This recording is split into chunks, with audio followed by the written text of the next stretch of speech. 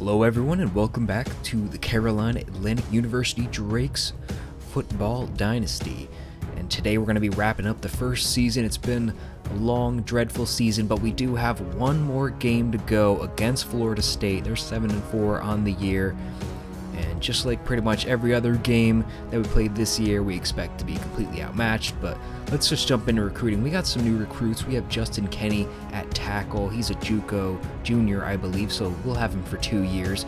He's a 72 overall, which would be pretty good for us, just to temporarily fill the offensive line. C for both pass and run block, and then B impact block. And yeah, that'll just hold us over. So let's take a look at Florida State's roster. They have a ton of talent, including Reynaldo Houston, the senior running back. Although, oh yeah, he is going to play today. I thought maybe for a second he wasn't, but 98 overall running back. And then we have Caleb Green at receiver. Has a ton of 99 stats, 11 touchdowns also for him. As a wide receiver, their quarterback Kevin Hall might be out for this game. He has 3 touchdowns, 1 interception on the season. And then they have John Lacey. We'll have to see which quarterback plays today, as Lacey has 7 touchdowns, 3 interceptions. Not a lot of production from the quarterback position for Florida State. They have some other players here. They have Mike Moore on defense, a pretty solid outside linebacker. 2.5 sacks this year. And with that out of the way, let's get into our final game. We're going to be traveling to Florida State to play our final game of the season. And at this point, we're really just looking forward to the off-season to get some new recruits into this organization and see what we can do with, actual players that we recruit. But Florida State, third best passing offense in the country. We just played Georgia Southern not too long ago. They were the #1 pass offense, so no letting up here. They're also 7th in rushing touchdowns. So it looks to be another tough game, even though Florida State isn't ranked. But Floyd is going to start out with the kick return. He's going to make one guy miss. Pretty good return to start out the day with a 34-yard return. And here's Keith Hale pumping up his guys for the last game of the season. No one is playing in their final game, though, as this team is pretty much all freshmen and juniors. So no seniors. So all these guys will be returning next year, but we're starting out here trying to get the ball to Eric Bishop, and he's going to not even be aware to catch it. So we punt on our first drive. Florida State now takes over. Pass to Stevenson over the middle, gain of 7. Sets up a 2nd down and 3, pass outside to Webster, and he has a bunch of running room in front of him. Gain of 14 on that one. And now here goes Hall throwing over to Webster this time. Fighting forward, a gain of 9.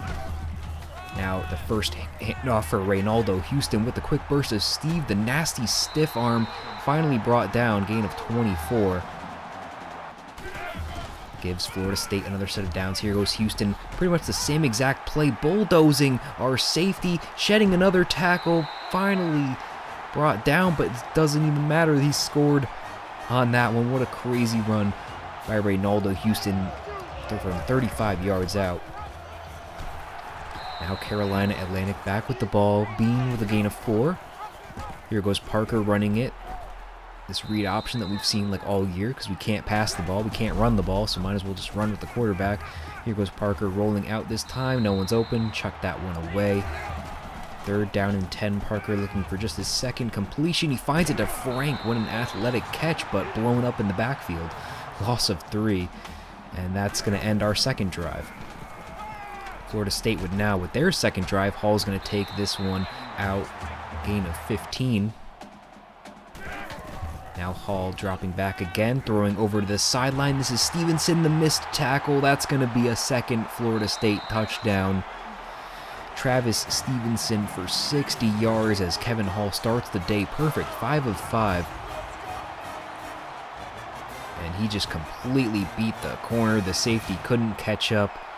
We need some faster guys on this team if we're even going to be able to hang with some of these Power 5 opponents that we're playing. So now Carolina Atlantic back on offense. Here's Jamal Griffin. Nice gain of 25. We get these kind of plays every so often. But now it's a handoff to Alex Bean. Gain of 4. Glover's going to get the ball this time, our fullback, but he's going to lose all those yards right back. Now a 3rd down and 10 situation for Parker. Trying to throw this one outside to Griffin. He just straight up drops it. And Morris Parker is going to actually be taken out of this game.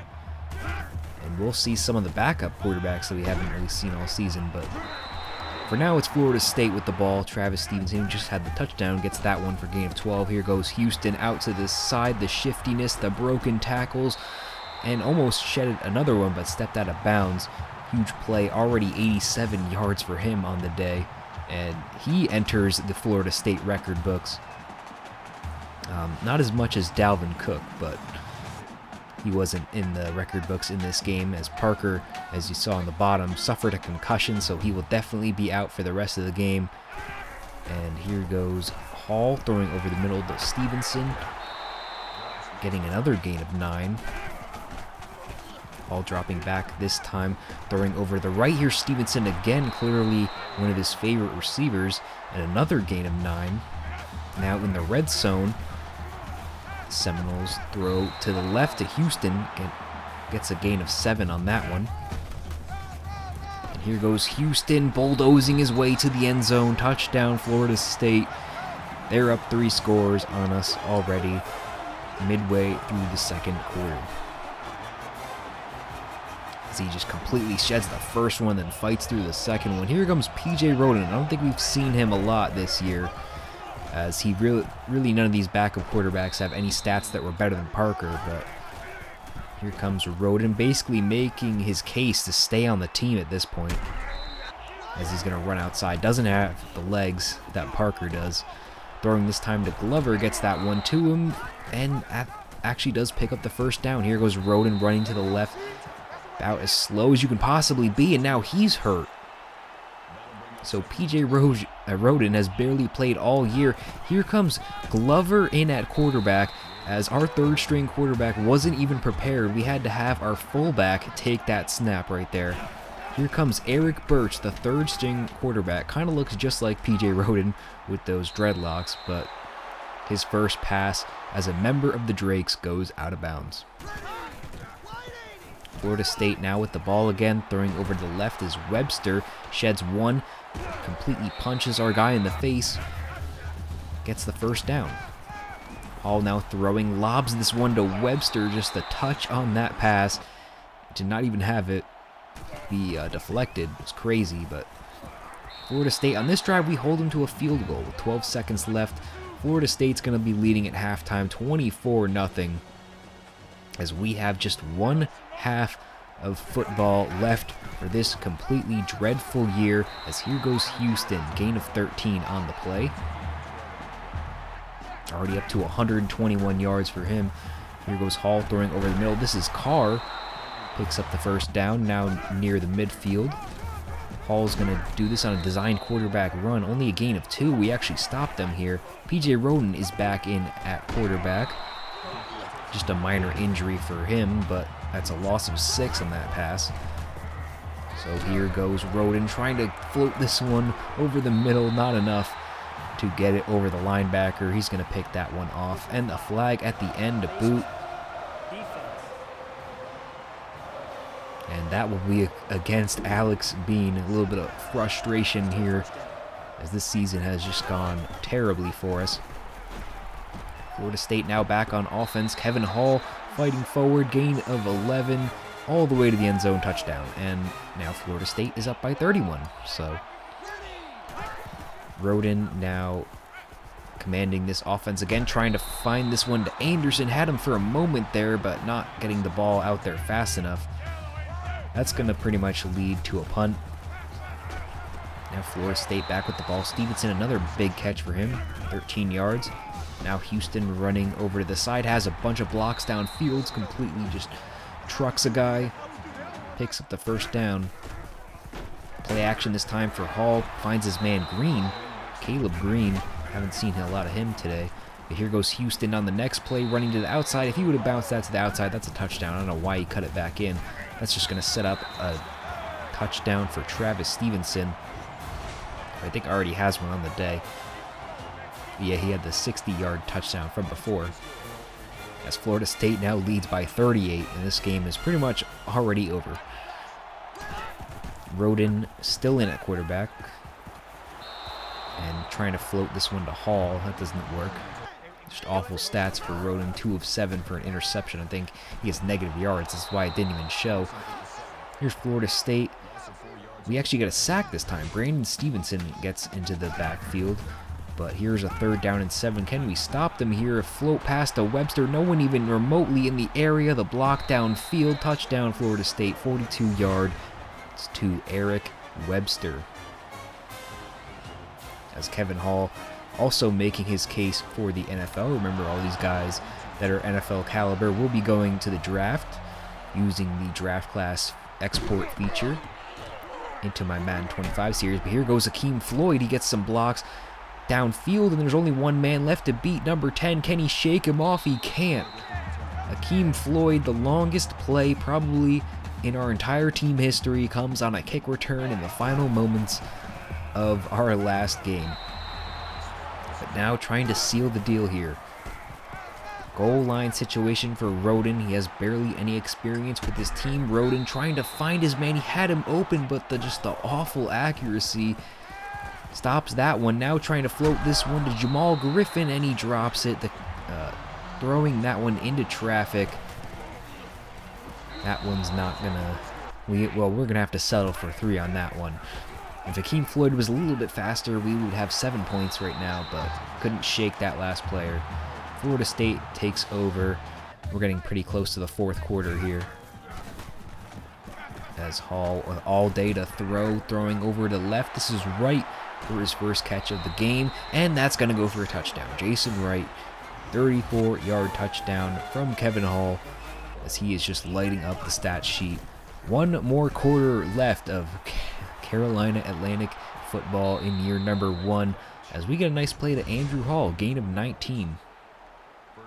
As this is Birch back in at quarterback. Don't really know what's going on with Roden. So Birch also making his case to stay on this team, and he's not really going to do it with that kind of throw, or that kind of performance really that he's having right now.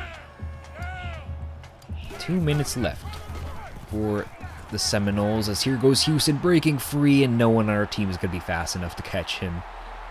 Touchdown Florida State. Ronaldo Houston already having a huge day. Add 62 to that. As just the blocks, the perfect play call. That's going to be the end of this game. Final score, Florida State 58, Carolina Atlantic 3. Ronaldo Houston, 243 yards, 3 touchdowns. Every running back we've played this year has just lit up the stat sheet. And speaking of stats, let's look at this. Eric Birch actually led our team in quarterback rating with 29 yards. This is just the most pathetic passing chart you're ever going to see. Running the ball wasn't much better. 13 yards by Alex Bean led our team. Jamal Griffin and Andrew Hall both had a good catch, but really no one else did anything besides that. As far as defense goes, no one really stood out here either. Although we did get the sack by Stevenson, so I guess he's our player of the game. Kevin Hall, 4 touchdowns for him. He did suffer an injury at the end. Or no, he had the injury going into this game, I forgot. But they ran all over us. They caught the ball all over us. This was just a terrible performance to finish off our season, but it's finally over. Season 1 is over. We can recap this season and start looking forward to the next one. Alex Butler, a 4-star wide receiver, commits to our program. He likes that he's going to get a lot of playing time. Also, Derek Bell, another JUCO offensive tackle, joins our team. Reggie Hart from Virginia Tech wins the Heisman as a junior. He has 24 touchdowns on the ground, 2 through the air. Not the craziest stat line I've seen win the Heisman, but he does win it, so congrats to him, I guess. Now we can finally go through some of these stats, go through probably the worst season that we'll ever have in this season. We are definitely on the hot seat. We didn't win a single game, and we're probably going to get fired, and I'll just recreate the coach, but yeah. No one even has under 40 security but us. So let's recap our schedule. We started by getting blown out by Ball State, and then just awful losses to UTEP, Oklahoma State, Arkansas State. We scored 10. We scored 14 against Nevada. But then it was pretty much all downhill from there. We didn't score a single touchdown in the last 5 games. Is that what I'm seeing? No touchdown in the last 5 games. That is something we are definitely going to need to improve upon. Louisiana Tech wins their conference. Arkansas wins the SEC. You don't see that very much. Air Force wins the Mountain West. Washington wins the Pac-12. Virginia Tech, the ACC. Illinois upsets Ohio State in the Big Ten Championship in overtime. That's crazy. Kent State beat Central Michigan to win the MAC. And I believe Texas won the Big 12, if you're wondering about that conference. But you can also look at some of the bowl games here. You can pause and just look at the scores if you want, see what your favorite team is doing. But we're really only here for one game, and that is the national championship, as we scroll down here and see what happened. So the national championship was Florida versus Washington, a pretty good game, 27-22 by Florida, as looks like it was mostly a rushing attack but Terrence Marks, 289, 1 touchdown for him. Not a crazy day on the ground for Washington. But Hawkins almost had 100 yards, a touchdown for Black there. And looking at some of the defensive stats, a lot of tackles for loss by Washington. And then Jermaine Dykes, 397 through the air for him. And then Preston with 100 yards on the ground, and that was enough to secure the win. And A. Reed, 147 and 2 touchdowns for him, probably got the player of the game. Oh yeah, it is, because it's right on the screen. Few interceptions for their defense. And Florida, of course, finishes off the year at number 1 in the poll. Michigan State rises up to 2 after the championship game. Army somehow finishes at 3. They only lost 1 game in the entire season. And that's just kind of what happens in this game, is that it doesn't really weight the schedules very well. Ohio State gets 4th, 5th is Washington, Illinois, Texas, Virginia Tech, Utah. And at this point I go back and check like what happened with this Army team. Their only loss of the season was against a ranked opponent. They didn't beat a ranked opponent. So that's just kind of what happens in this. But you can see Georgia Southern, who we played, they finished number 16. Don't think we played any of these other teams, but now we can look at all the conference teams. I just show this so that you can see how your favorite team is doing, but I don't go through every single team. So if your team isn't in the top 10, then that just means that they had an awful season. So just going through this quickly. And the Sun Belt was won by Georgia Southern. And now we have the All-American team. And I would be absolutely surprised if we have anyone on this list. Just going through this. No real dominant team that had a bunch of players that made the first or second team All-American. It's kind of just a diverse cast of players from all around the country.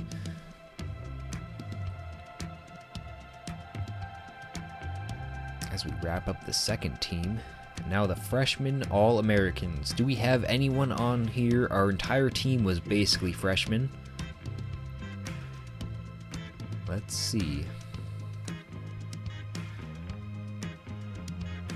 And we do end up getting one player. Robert Stanford at cornerback wins freshman All-American at cornerback with 3 interceptions, 64 tackles. He had the pick 6 and a forced fumble. I do agree with that. That is, acceptable to win freshman for All-American.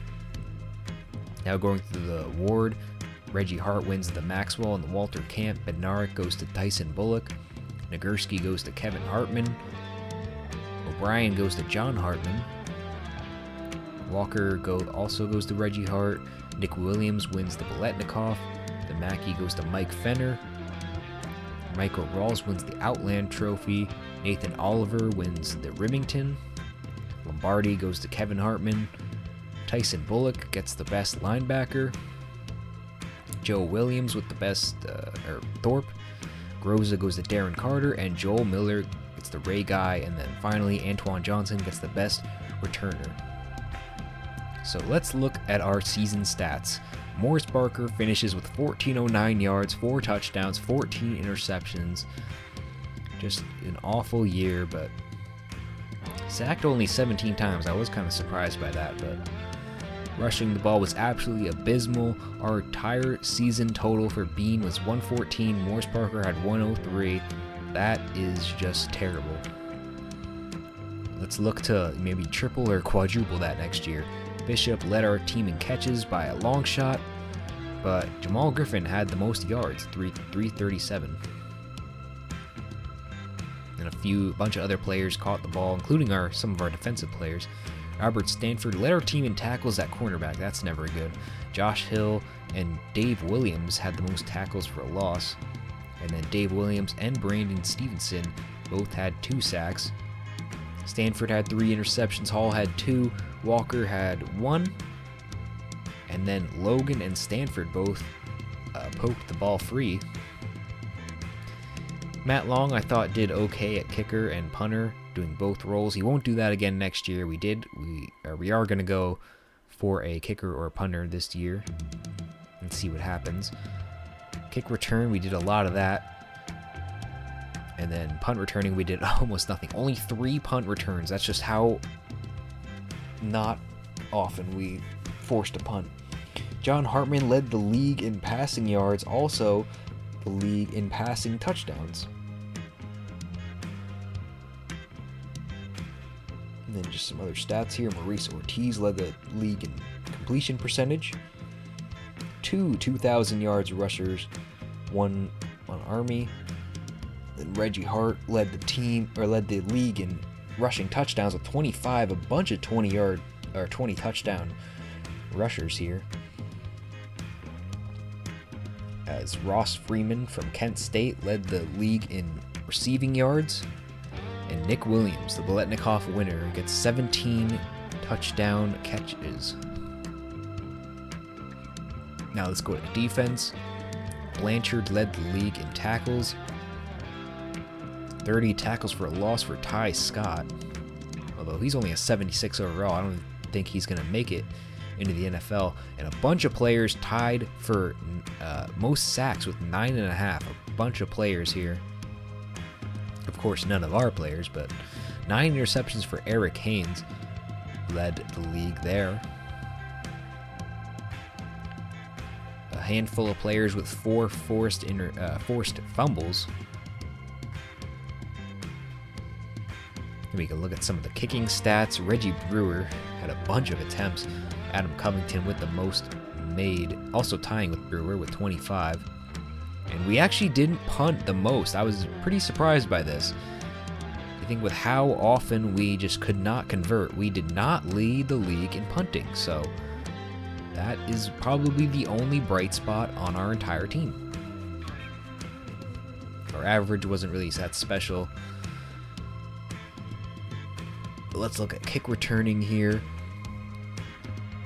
Marvin Brewster with 1201. Not a really good year for punt returning. Only 415, led the entire league.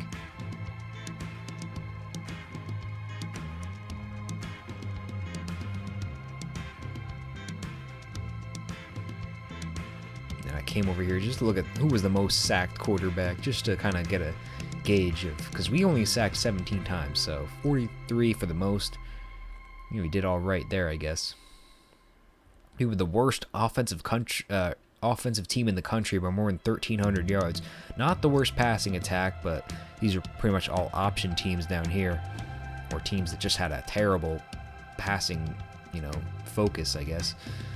Worst rushing team in the nation by like a factor of 5. That is abysmal. Points per game, not even cracking 5. Lowest passing touchdowns. We didn't get a single rushing touchdown. That is embarrassing. Worst defense in the country, only by a small margin though. We can look at most rushing yards allowed by our team, 3,300. We definitely got most points allowed, 687. Only got 8 sacks. 1 fumble for us, but a bunch of teams usually don't get a fumble, so That doesn't stick out. We were towards the bottom in interceptions. Now we can look at our third down conversion. We were the worst third down converting team in the country. Probably didn't do enough fourth downs for it to count, or 2-point conversions. Now we can look at our red zone stats. I don't think we even touched the red zone, like, at all, but... Now, defensive red zone percentage, number 2 in the country, just behind Colorado State. And then the penalties are kind of glitched in this game, but not the worst turnover differential. That goes to Oklahoma State with 19, negative 19. That's crazy. They gave the ball away 30 times. We didn't even do that. We didn't make the first page in interception. That's pretty good. Don't think we fumbled that much. But with that, guys, we're pretty much going to wrap up this first season of Carolina Atlantic football. Next episode, we're going to be jumping in the off season. Should be pretty good. Hope you guys enjoyed. Goodbye.